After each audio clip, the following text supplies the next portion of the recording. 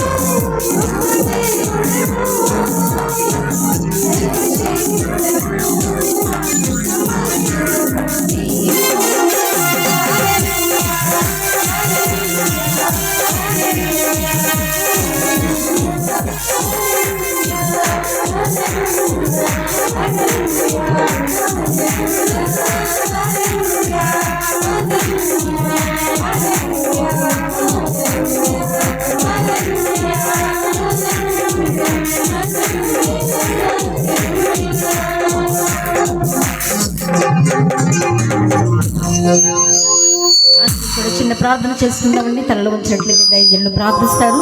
అందరం కూడా చిన్న ప్రార్థన చేసుకుందాం. దయచేసి అందరూ కూడా ఒకసారి కూర్చుందామండి. నామంలో మీ అందరికి వందనాలు తెలియజేస్తున్నానండి. దేవుడు తన ఉచితమైన ప్రేమను బట్టి 3 మాసాలు మనందరం క్షేమంగా కాచి కాపాడి 4వ మాసంలోనికి దేవుడు మనందరం క్షేమంగా నడిపించినందుకు ఒకసారి గట్టిగా చప్పట్లు కొడుతూ దేవుని నామమును మహింపరచుకుందాం. ఈ సమయంలో కొద్ది నిమిషాలు మనం దేవుని వాక్యాన్ని మనం ధ్యానించుకుందాం. పరిశుద్ధ గ్రంథంలో నుంచి సామెతల గ్రంథము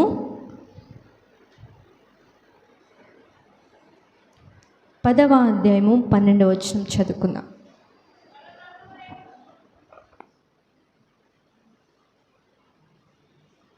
సామెతల గ్రంథము 10వ అధ్యాయము 12వ వచనం చదువుకుందాం.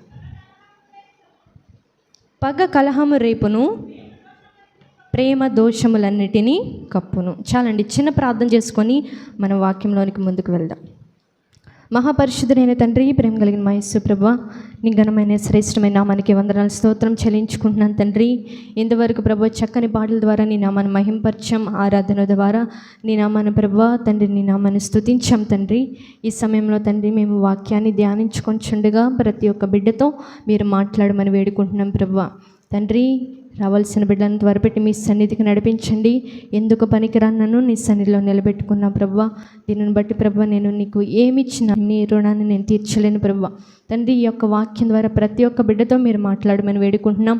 సాతాను దృష్టికి ఎక్కడ అధికారం లేకుండా మీ కృప మీ సన్నిధి మాపై ఇచ్చి నడిపించమని క్రీస్తు నామమున ప్రార్థిస్తున్నాం తండ్రి, ఆమేన్. మరొకసారి దేవుని వాక్యాన్ని మనం ధ్యానించుకుందాం.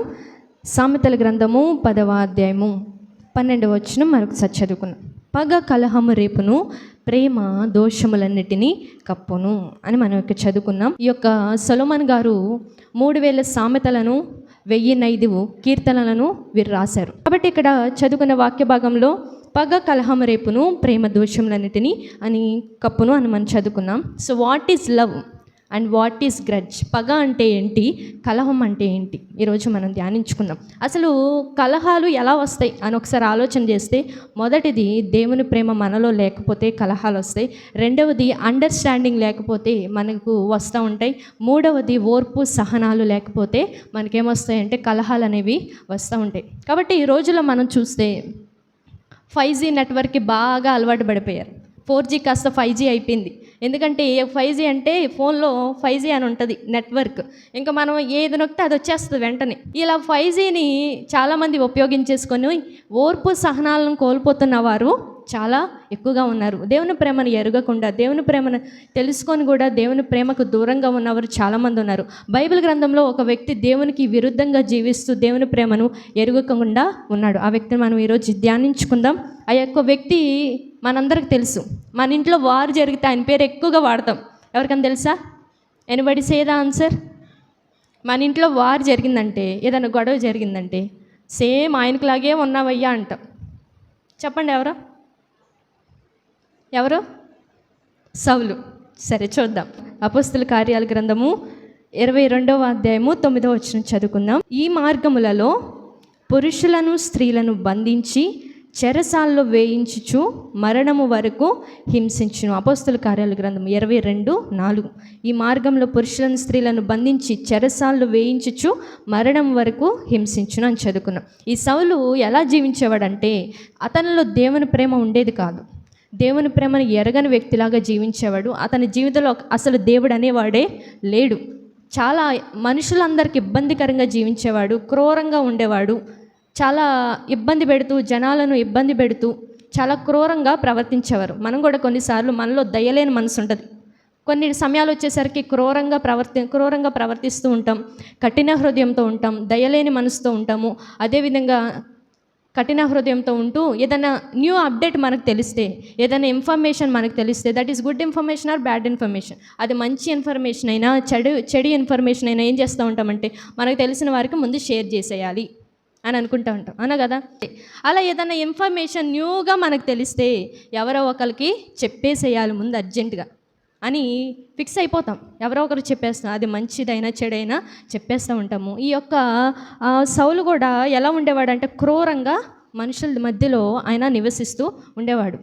అయితే ఒక విశ్వాసికి ఉండవలసిన లక్షణం ఏంటంటే, ఏదైనా ఇన్ఫర్మేషన్ తెలియగానే అందరికి స్ప్రెడ్ చేసేసేలాగా మనం ఉండకూడదు.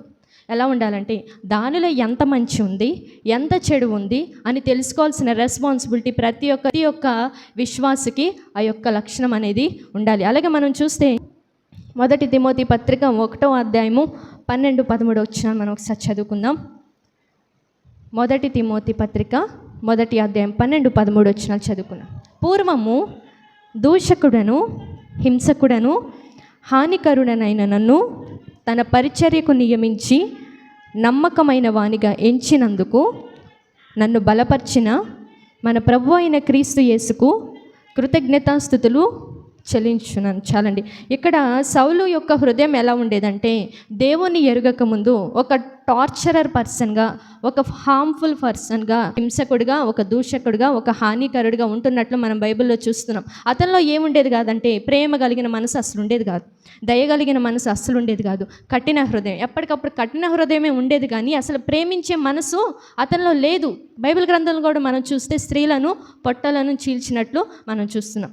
అలా జరుగుతున్న సమయంలో ఆయన యొక్క జీవితం అలా గడుస్తూ ఉన్న సమయంలో ఒకరోజు అద్భుతమైన మార్పు అతనిలో వచ్చింది. అది ఏ సమయంలో మనం చూద్దాం. అపోస్తల కార్యముల గ్రంథము 22వ అధ్యాయము 6-7 వచనాలు చదువుకుందాం. అపోస్తల కార్యాల గ్రంథము 22వ అధ్యాయము 6-7 వచనాలు. నేను ప్రయాణం చేయుచు దమస్కునకు సమీపించినప్పుడు ఆకాశం నుండి గొప్ప వెలుగు అకస్మాత్తుగా నా చుట్టూ ప్రకాశించెను. మధ్యాహ్న కాల సమయమందు ఆకాశం నుండి గొప్ప వెలుగు అకస్మాత్తుగా నా చుట్టూ ప్రకాశించెను అని చదువుకున్నా. ఎప్పుడైతే దేవుని ఆత్మ ఆ యొక్క సౌలును తాకిందో వెంటనే ఆయన యొక్క హృదయం అంతా మారిపోయింది. ఒక సౌలు పౌలుగా మారినట్లు మనం చూస్తున్నాం. ఇంజెక్షన్ వల్ల మారాడా? టాబ్లెట్ వల్ల మారాడా? ఏదన్నా ప్రయోగం అతని మీద చేపిస్తే మారాడా? లేదు. ఏమి ప్రవేశించింది అతనిలోకి? దేవుని ఆత్మ అతనిలోకి ప్రవేశించినప్పుడు అతనిలో గొప్ప మార్పు వచ్చింది. ఒక కఠిన హృదయాన్ని, ఒక పాషాణమైన హృదయాన్ని, ఒక గర్వం కలిగిన హృదయాన్ని, ఒక ఓర్వలేని మనసును దేవుడు అద్భుతంగా మార్చాడు. ఈ హృదయాలన్నీ అసలు పనిచేసేవేనా? అసలు ఉపయోగపడే మనసులేని ఇవన్నీ? కఠిన హృదయం, ఓర్వలేని మనసు, దయలేని మనసు, ఇవన్నీ అసలు యూస్ఫుల్లేనా అని ఆలోచన చేస్తే ఏమీ యూస్ఫుల్ లేదు.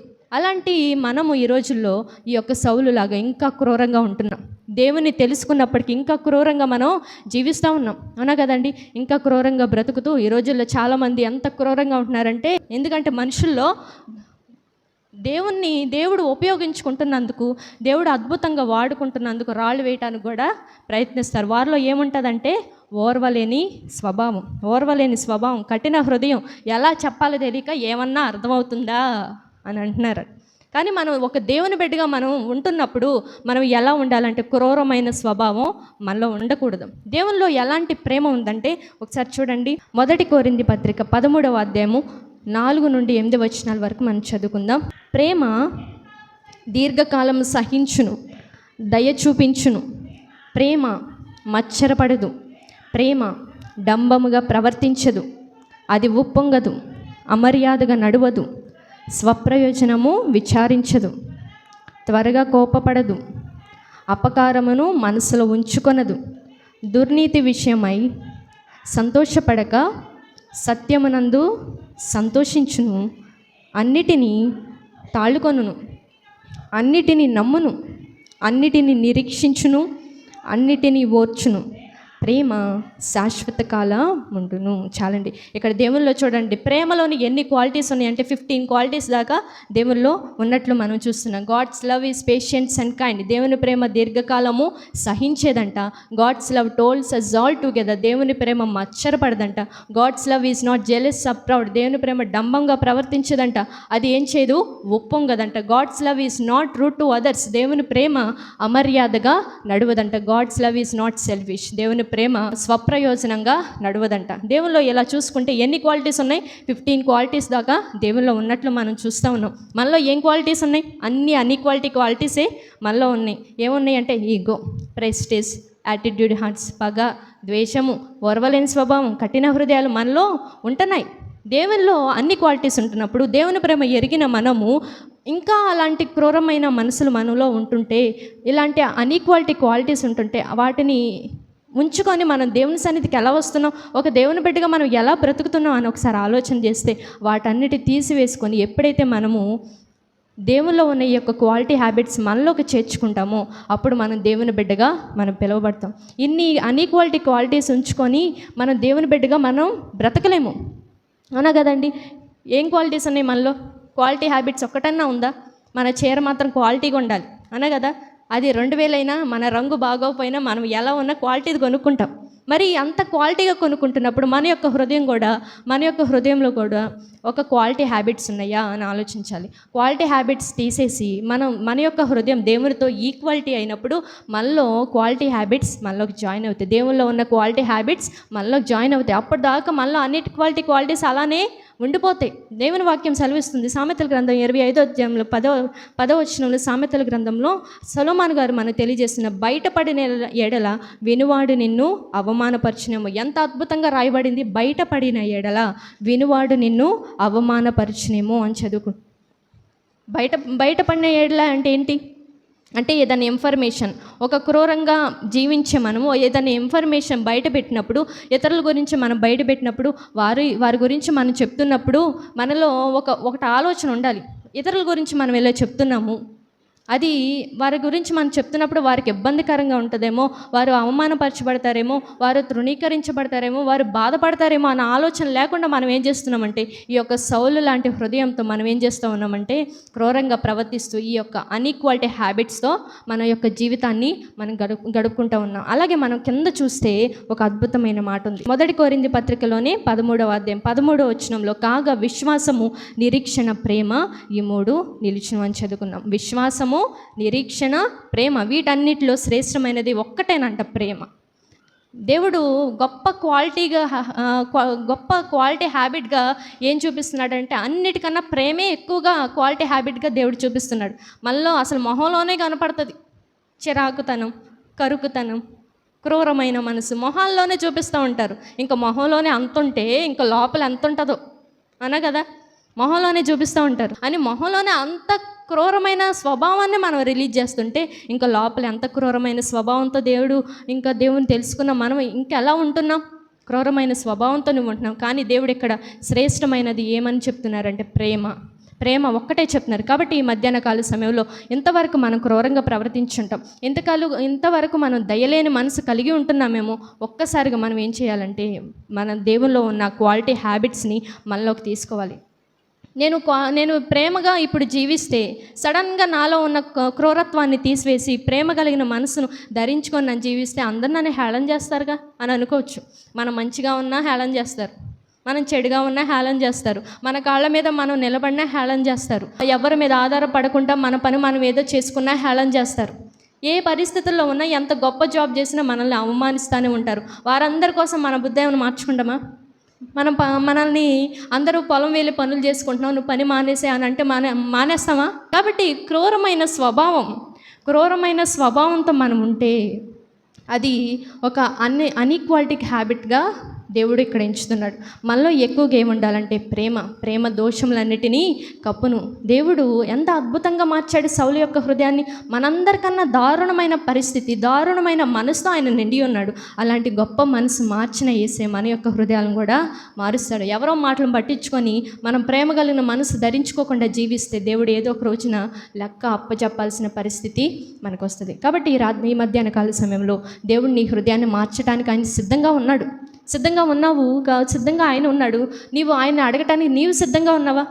నాలో క్రూరమైన మనసు తీసివే ప్రభువా, క్రూరమైన మనసు నాలో నుంచి తొలగించేయాన్ని అని అడగటానికి నీవు సిద్ధంగా ఉన్నావా? ఈ రోజు నువ్వు అడిగినట్లయితే పశ్చాత్తాపంతో దేవుని సన్నిధిలో మనం అడిగినట్లయితే దేవుడు మన యొక్క హృదయాన్ని కూడా సౌలుని ఏ విధంగా మార్చాడో మనల్ని కూడా దేవుడు ఆ విధంగా మార్చిపోతున్నాడు. దేవుడు ఈ కొద్ది మాటలు దీవించి ఆశీర్వదించును గాక. ఆమేన్.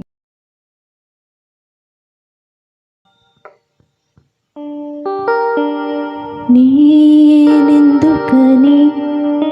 నీ సొత్తుగా మారితిని యేసయ్యా నీ రక్తమోచే కడుగబడినందున